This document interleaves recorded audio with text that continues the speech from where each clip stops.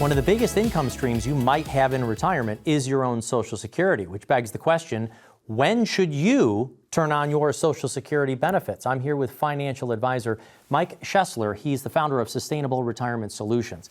Mike, is there a standard answer for you on the best time to take Social Security? There really is not, and I get that question all the time. When should I take Social Security? And it really depends on your particular situation. I can't give a cookie cutter answer to that. Oftentimes in my seminars, I'll talk about at age 62, you get 70% of your full benefit, and full retirement age, either 66 or 67, you get 100% of your benefit. And at age 70, you'll get 132% of your benefit. And often people will say to me, oh, well, that means Mike must be saying that I have to take my Social Security at 70 because that's good. No, that's the planning, where the planning comes in, because everybody's situation is different. We don't look at Social Security in a vacuum. Mm-hmm. We're not looking at it and saying, okay, this X amount of dollars is what you need based on your age. We're saying, what are your other income streams? Do you have a pension? Do you have other assets? Are you married or you're not married? All of those things come into play when determining how much we should be, when we should be taking Social Security. Yeah, and that adds to all of the different combinations. It's having a spouse, turning on your own benefits, and there's just so many different ways where you can think about it. Now, let me step back from timing. There are some folks who think we should take it as soon as they possibly can because they're worried it's not going to be there. They're worried there could be reductions.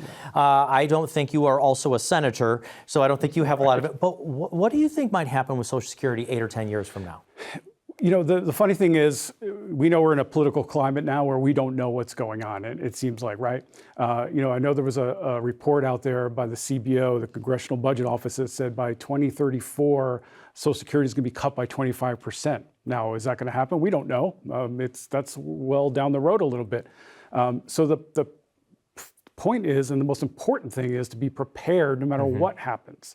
We want to understand that, yes, we rely, most of my clients are working class folks. They worked hard their whole lives, and they really depend on that Social Security, as they should.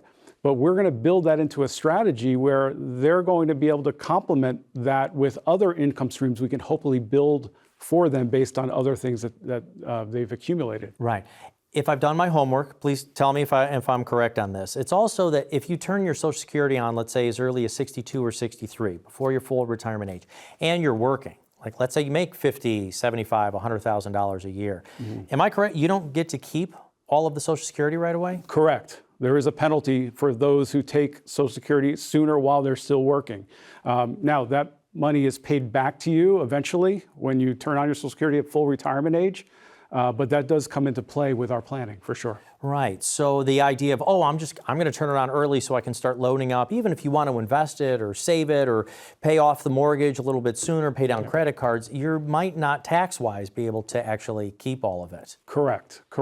So for folks then who are about to turn it on, Social Security office, is that the best place to go to get their planning advice and their income advice on how to maximize it?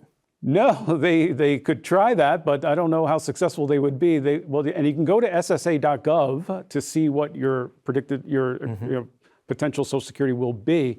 But there's also things in that statement that don't tell the whole story. They don't factor in COLA, cost of living increases. So you want to factor that in. You want to factor in future inflation rates and so on. So you really want to come and work with a retirement planner where we actually sit down and take everything into consideration. We want to look at all of your income streams, all of your assets.